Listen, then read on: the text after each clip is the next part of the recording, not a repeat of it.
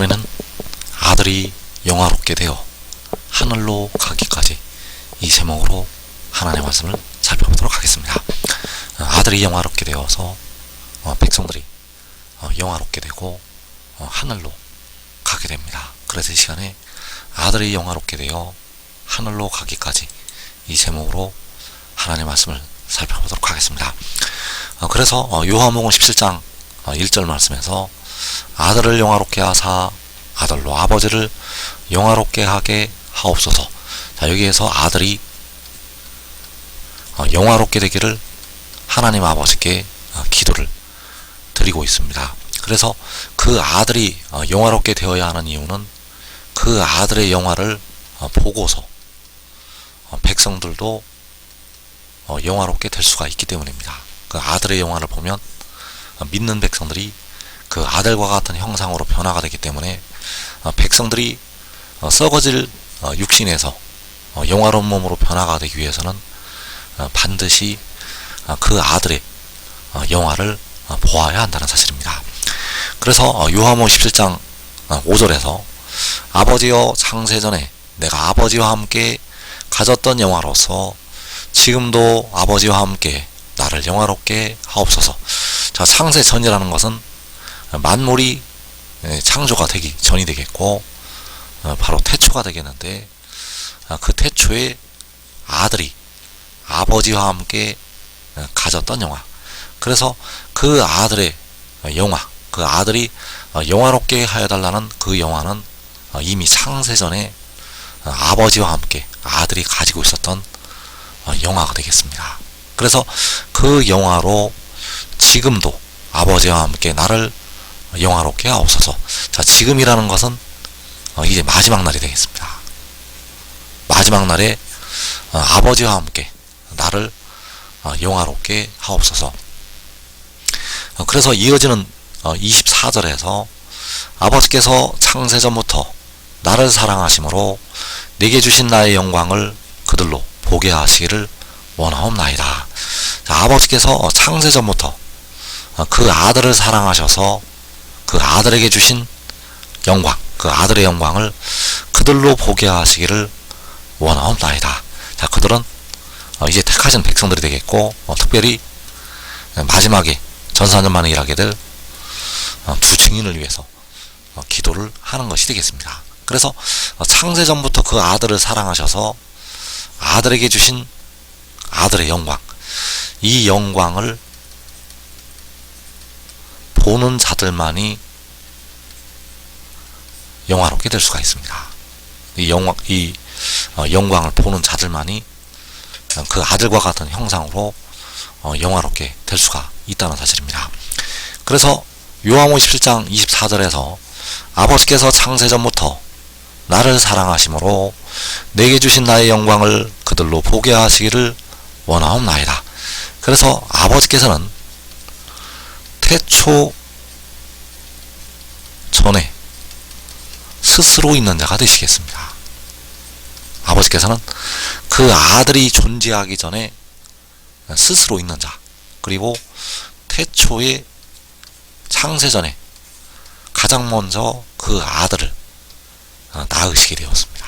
아버지께서는 그 아들을 낳으셨다는 사실입니다. 그래서 그 아들에게 그 아들을 사랑하셔서 영광을 주시게 되었는데 그것이 바로 아들에게 주신 영광, 그래서 그 영광을 그들로 보게 하시기를 원하옵나이다.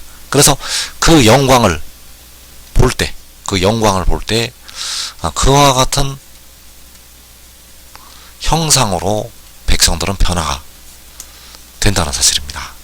택하신 백성들은 그와 같은 형상으로 변화가 된다는 것. 그래서 고린도후서 3장 18절에서 우리가 다 수건을 벗은 얼굴로 거울을 보는 것 같이 주의 영광을 보매 그와 같은 형상으로 변화하여 영광에서 영광에 이르니. 자, 여기서 영광은 첫 번째 영광은 영이 사는 영광, 그리고 이제 영광에 이른다고 할 때 두 번째 영광은 영과 몸까지 사는 영광이 되겠습니다. 그 영광에 주의 영광을 볼 때 이르게 됩니다. 그래서 주의 영광을 본다는 것은 아들의 영광을 본다는 것이요, 바로 독생자의 영광을 본다는 것. 그래서 여기서 말씀하는 주의 영광은 아버지께서 창세전부터 그 아들을 사랑하심으로 아들에게 주신 아들의 영광, 그 주의 영광을 보는 것은 바로 아들의 영광을 보는 것이 된다는 사실입니다. 그래서 주의 영광을 보면 믿는 자들은 그와 같은 형상으로 변화가 된다는 사실입니다. 그 주의 영광을 볼 때 창세전부터 그 아들에게 주셨던 그 영광을 볼 때 그와 같은 형상으로 변화가 된다는 것. 그래서 그와 같은 형상으로 변화가 된다는 것은 하늘에 속한 형체로 변화가 된다는 것이 되겠습니다. 그래서 가장 먼저 요한계시록 6장에서 그 변화가 일어나게 됩니다. 계시록 6장에서 그 변화가 먼저 일어나게 된다는 것. 그 환난 날에 변화가 시작이 됩니다. 그래서 17장 5절, 요한복음 17장 5절에서 아버지와 창세전에 내가 아버지와 함께 가졌던 영화로서 지금도 아버지와 함께 나를 영화롭게 하옵소서. 그래서 아버지께서 그 아들을 영화롭게 하시게 되는데 그 말씀이 이사야서 4장 2절에 나타나 있습니다. 아버지께서 그 아들을 영화롭게 하시게 되는데 이사야 4장 2절에서, 그래서 그날의 여호와의 싹이 아름답고 영화로울 것이요 그 땅의 소사는 이스라엘의 피난한 자를 위하여 영화롭고 아름다울 것이며, 여호와의 싹이 아름답고 영화롭다고 말씀을 하고 있는데 바로 그 아들이 아름답고 영화로울 것이라고 말씀을 하는 것이 되겠습니다. 왜냐하면 여호와의 싹이 바로 아들이기 때문입니다. 그래서 뿌리가 되시는 주님께로부터 싹이 나오게 되는데 그 싹이 바로 아들. 그래서 그 아들이 아름답고 영화로운 이유는 바로 이스라엘의 피난하는 자를 위해서 영화롭고 아름다울 것이라고 말씀을 하는 것이 되겠습니다. 그래서 이스라엘의 피난한 자가 바로 시험의 때를 면하는 의의 나무들과 그들의 가족들이 되겠습니다. 그래서 시험의 때를 면하는 자들을 위해서 여호와의 싹이 영화롭고 아름답게 됩니다. 그래서 그 영화를 볼 때, 그 의의 나무들과 그들의 온 집은 육신의 죄까지 씻고 거룩하다고 이제 칭함을 얻게 됩니다. 그 의의 나무들은 이제 지금까지 씻지 못했던 백성들을 무덤으로 끌고 왔던 그 육신의 죄까지 씻음을 받게 되고 거룩하다고 인정을 받는다는 것. 그래서 이사야 4장 3절에서 시온에 남아있는 자, 예루살렘에 머물러 있는 자, 곧 예루살렘 안에 생존한 자 중 기록된 모든 사람은 거룩하다 칭함을 얻으리니, 자, 시온에 남아있는 자가 바로 시험의 때를 면하는 의의 나무들을 향해서 말씀을 하는 것이 되겠습니다. 그래서 예루살렘 안에 생존한 자, 이들이 바로 계시록 6장에서 4분의 1이 죽임을 당하는 환란에서 생존한 자, 바로 한국 백성들이 거의 다 이때 죽임을 당하게 되는데 그 환란 가운데서 생존한 자, 이들이 거룩하다 칭함을 얻게 됩니다. 왜냐하면 이제 모든 죄가 씻음을 받기 때문입니다. 시온에 남아있는 자는 이제 모든 죄가 씻음을 받는다는 것. 그리고 그 아들의 영화를 보고 그와 같은 형상으로 변화가 된다는 사실입니다. 그래서 고린도후서 3장 18절에서 우리가 다 수건을 벗은 얼굴로 거울을 보는 것 같이, 자, 거울을 본다는 것은 여기에서는 거울을 보고 그 영광을 반사가, 그 영광이 반사가 되어서 자기에게 변화가 되는 것을 말씀을 하는 것이 되겠습니다. 그래서 거울을 보는 것 같이 주의 영광을 보게 되면 그와 같은 형상으로 자신도 변화가 된다는 사실입니다. 그래서 여기서 말씀하는 주의 영광은 독생자의 영광. 그래서 아버지께서는 자기 영광을 독생자를 통해서 보이시게 됩니다. 백성들이 친히 아버지를 본다는 것이 아니라 독생자를 통해서 그 영광을 보이신다는 것. 그래서 주의 영광을 본다는 것은 바로 독생자의 영광을 보는 것이 되겠고, 볼 때 거울을 보는 것 같이 그와 같은 형상으로 변화가 된다는 사실입니다. 그래서 그 주의 영광이 나타날 때 바로 그날에 여호와의 싹이 아름답고 영화롭게 된다는 사실입니다. 그래서 그 여호와의 싹이 아름답고 영화로운 그 모습을 보는 것이 주의 영광을 보는 것. 그래서 이 영광이 계시록 6장에서 나타나게 됩니다. 계시록 6장에서 바로 여호와의 싹이, 그 아들이 아름답고 영화롭게 된다는 사실입니다. 그래서 그 여호와의 싹이 아름답고 영화로울 때 그 독생자가 바로 주의 우편에 계신 주께서 의인 아무들의 죄를 씻어주게 됩니다. 그래서 그 대야에 물을 떠서 제자들의 발을 씻은 것은 그 육신에 남은 죄까지 씻을 것을 예표로 보여주신 것이 되겠습니다. 그래서 계시록 6장의 환란날에 가장 먼저 의인 아무들이 그 육신의 죄가 씻음을 받게 됩니다. 그래서 영의 죄는 주님의 피로 씻음을 받는데 육신의 죄는 물로 씻음을 받게 됩니다.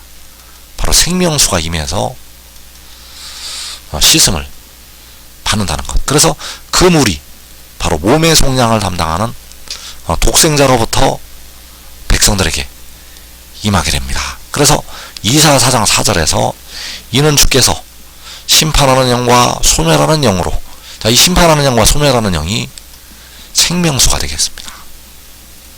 그 생명수로 시온의 딸들의 더러움을 씻기시고 예루살렘의 피를 그 중에서 청결하게 하실 때가 됩니다. 자, 시온의 딸들의 더러움, 예루살렘의 피. 그래서 이 피, 이 더러움이 바로 육신에 거하는 죄, 육신에 거하는 죄를 씻기시고 청결하게 하시게 됩니다. 그래서 여기에서 시온의 딸들, 여기서 예루살렘은 바로 시온에 남아있는 바로 의인나무들을 향해서 말씀을 하는 것이 되겠고, 의인나무들은 그의 가족들은 요한계시록 6장의 환란날에 먼저 그 죄가 씻음을 받게 됩니다. 그래서 백성들이 알아야 될 것이, 백성들의 육신이 오늘까지 죽는 이유는 그 육신에 거하는 죄로 말미암아 오늘까지 죽는다는 사실입니다. 아무리 깨어 기도를 많이 해도, 아무리 예수를 잘 믿어도 육신은 현재까지 죽음에 이르고 있다는 사실입니다. 모든 사람이 현재 육신이 무덤으로 들어가고 있는데 그 이유가 육신에 거하는 죄에 있다는 것을 우리가 알아야 된다는 것. 그래서 영은 여호와께서 친히 십자가를 지시고 그 피로 씻어 주셨고, 몸은 바로 이제 독생자를 통해서 마지막 날에 두시는 생명수로 말미암아 그 죄가 씻음을 받게 됩니다. 그래서 마지막 날부터는 이제 그 피와 물이 독생자로부터 백성들에게 임해서 이제 모든 죄를 씻어 주시게 됩니다. 그래서 이사 4장 2절에서 그날에 여호와의 싹이 아름답고 영화로울 것이요 그 땅에 솟아난 이스라엘의 피난한 자를 위하여 영화롭고 아름다울 것이며, 자, 여호와의 싹이 아름답고 영화롭게 될 때 한 시내가 흐른다고 말씀을 하고 있습니다. 그래서 여기서 말씀한 한 시내는 생명수가 되겠습니다.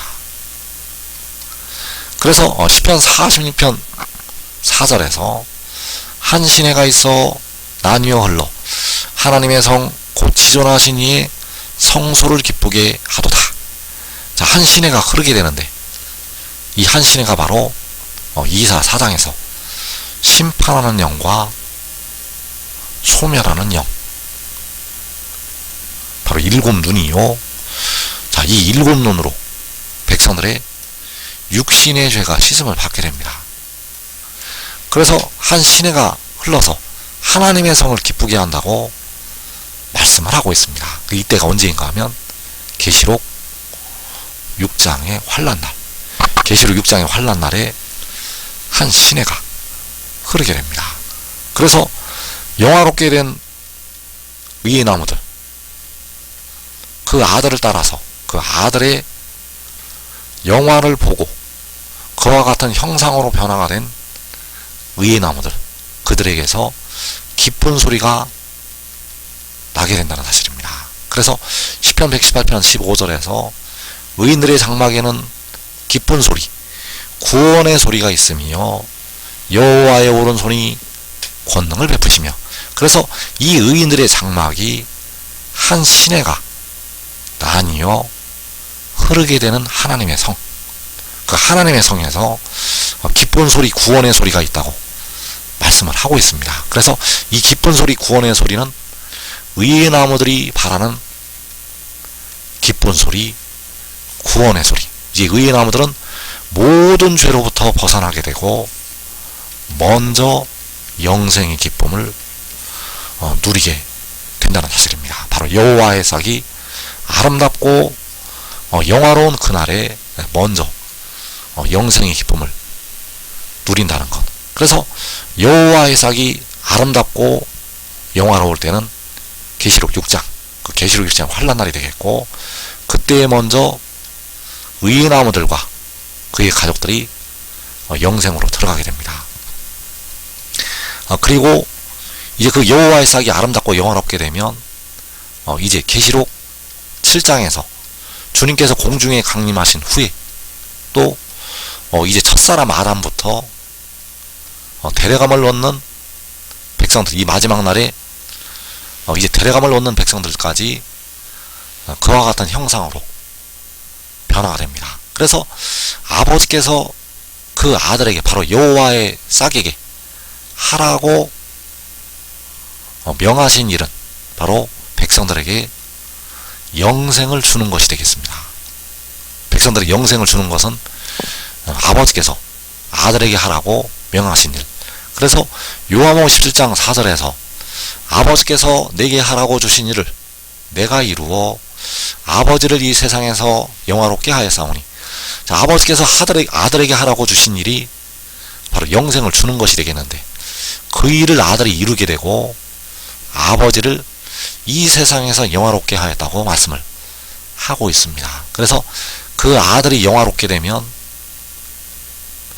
이제 백성들을 영화롭게 하게 되고, 영화롭게 된 백성들이 아버지를 이 세상에서 영화롭게 하게 됩니다. 그래서 그 영화를 얻은 백성들이 함께 모여서 계시록 7장에서 끝부분에 이제 하늘로 다 올라가게 됩니다.